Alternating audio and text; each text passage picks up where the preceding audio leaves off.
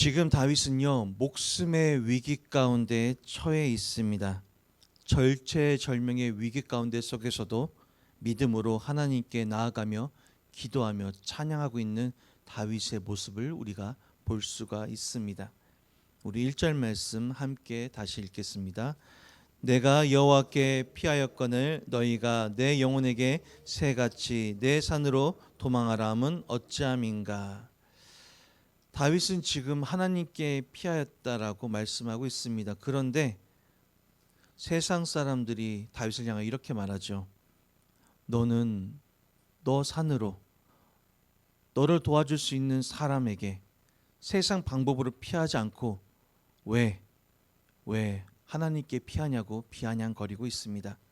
그 하나님이 보이지도 않으시고 당장 너에게 도움의 손길을 내밀지도 않으시는 것 같은데 말이죠. 문제가 생겼을 때 세상 사람들은, 때론 우리가 믿음이 약해졌을 때도 마찬가지입니다. 세상 방법 찾고 사람들 먼저 의지하고 찾을 때가 있습니다. 근데 사람 의지하면요, 넘어지게 됩니다. 사람 의지하면요, 실망하게 됩니다. 네, 물론 하나님께서는 사람을 통해 역사하시고 사람을 통해 일하시기 때문에 우리가 반드시 사람을 통해서도 또한 모든 세상적으로는 지혜도 구해야 하는 것이 마땅합니다. 그러나 우선순위가 뒤바뀌면 안 됩니다. 가장 먼저 무릎을 꿇고 하나님께 기도하고 하나님께 피해야지. 그래야 살지요. 먼저 세상 방법 찾으면요, 결국 그 끝이 좋지가 않습니다. 나중에 후회만 남게 됩니다. 내가 여호와께 피하였거늘. 시편 2편 말씀 나눌 때 기억나시죠? 시편 1편과 2편 말씀이 시편 1편부터 150편까지 전체를 꿰뚫는 그런 관통하는 말씀이요, 또한 전체를 해석할 수 있는 그런 현관과도 같은 해설의 키를 쥐고 있다라고 말씀을 드렸는데요. 시편 2편 12절에 말씀 기억나시죠? 여호와께 뭐하는 사람이 복이 있다고요? 맞습니다. 여호와께 피하는 사람이 복이 있습니다. 계속해서 여호와께 피하라고 말씀하고 있잖아요. 여호와께 피하는 사람이 복이 있고요, 여호와께 피하는 사람이 행복한 것이고요, 여호와께 피하는 사람이 지혜로운 것입니다. 문제 해결의 열쇠를 주님께서 갖고 계시기 때문에 우리가 주님께 피해야 될 이유가 거기에 있는 것입니다. 1절 말씀을 묵상하면서요, 우리가 한번 한 걸음만 더 나아가서 생각을 해봤으면 좋겠습니다. 다윗이 여호와께 피하였다는 것은 어떠한 뜻입니까? 지금 다윗에게 문제가 생겼다는 거죠. 지금 11편까지 오면서 피하라는 말씀이 얼마나 자주 나옵니까? 다윗이 문제를 많이 만났다는 것입니다. 삶의 장애물이 도처에 깔려 있다는 것입니다. 문제가 해결된 듯 싶으면 또 다른 문제가 불쑥 튀어나오고, 예상치도 못했던 장애물이 갑자기 나타나서 삶을 힘들게 합니다. 생각을 어지럽히고요, 관계를 뒤틀리게도 합니다. 다윗도 그러했지만 우리들도 마찬가지입니다. 이 세상에 살면서 문제없는 인생이 어디 있겠습니까? 문제없는 곳은요, 무덤밖에 없다는 말이 있더라고요. 문제가 없는 인생은요, 죽은 인생입니다. 우리가 죽기 전까지는요, 정말 너무나 많은 문제를 하루에도 하다못해 중국집에 가셔서 짬뽕을 먹어야 될지 짜장면을 먹어야 되는지 고민하는 것도 문제예요. 삶의 문제는 끝이 없습니다. 크고 작은 문제가 너무나 많아요.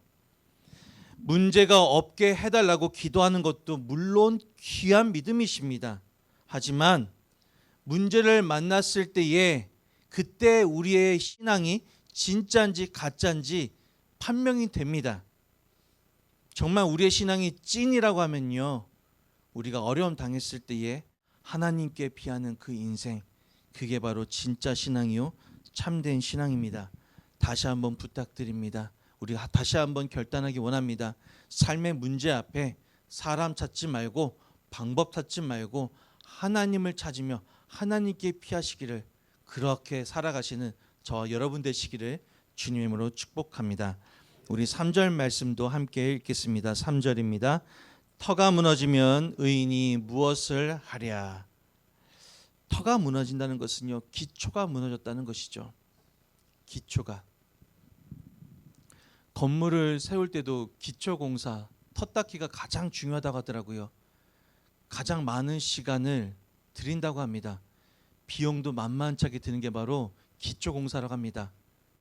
한 층만 지하 1층 파는 거와 또한 지하 2층까지 파내는 것은요, 공사비가 2배로 든다고 합니다. 그만큼 기초공사가 중요하다는 뜻이에요. 기초공사가 들어오다 보니까는 우리 성전도 내진 설계가 다 되어 있다고 바깥에 이렇게 인증 이렇게 마크가 있더라고요. 얼마나 감사한지 모르겠더라고요. 지진이 났을 때에 내진 설계했다는 것은 무엇입니까? 지진이 와도 웬만한 지진에도 끄떡없이 이 건물은 안전하다는 것을 보증하는 거 아닙니까? 기초가 흔들리면요, 우리의 신앙도 흔들리게 됩니다. 우리 성도님들의 신앙의 기초는 무엇입니까? 어제 제가 특별 저녁 기도회 때 생명의 삶이라는 제목을 가지고 말씀을 나눴죠. 그때 뭐라고 말씀드렸습니까?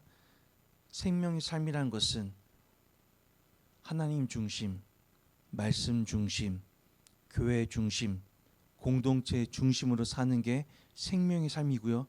그게 신앙인의 기초입니다. 세상 사람이 뭐라고 하든지 간에 귀 기울이지 마시고요. 신앙은 단순해야 복을 받습니다. 복잡하게 생각할수록요, 복에서 멀어지고 하나님으로부터 멀어집니다. 하나님께 멀어지는 것이 복입니까? 하나님께 멀어지는 것이요, 정말 이 세상 가운데 우리의 정욕입니다. 또한요, 터가 무너진다는 말씀은요, 우리 신앙의 기초뿐만 아니라요, 한 걸음 더 나아가서 사회의 정의, 사회의 기초 질서도 무너졌다는 것을 뜻합니다. 다윗은요, 낙심과 좌절에 멈추지 않고요, 그가 무너진 사회 기초 속에서도요, 다시 하나님께로 시선을 고정합니다.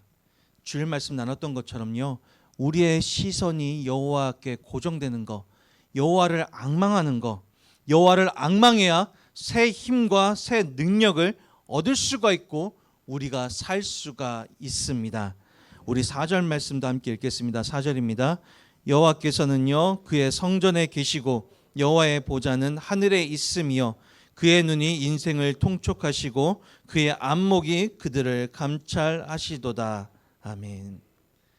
감찰하시다는 것은 꿰뚫어 본다라는 말씀이고, 또한 하나님께서요, 우리를 시험하여 본다라는 뜻도 있습니다.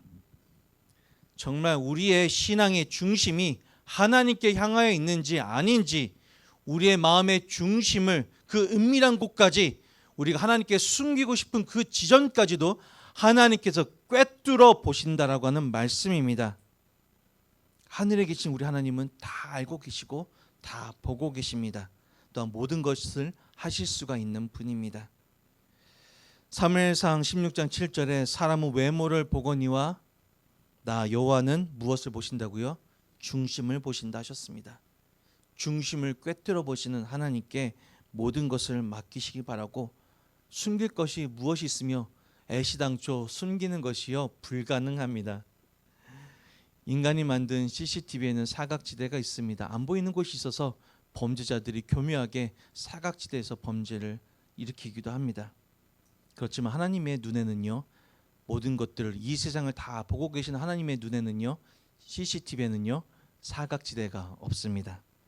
안 보이시는 곳이 한 군데도 없어요.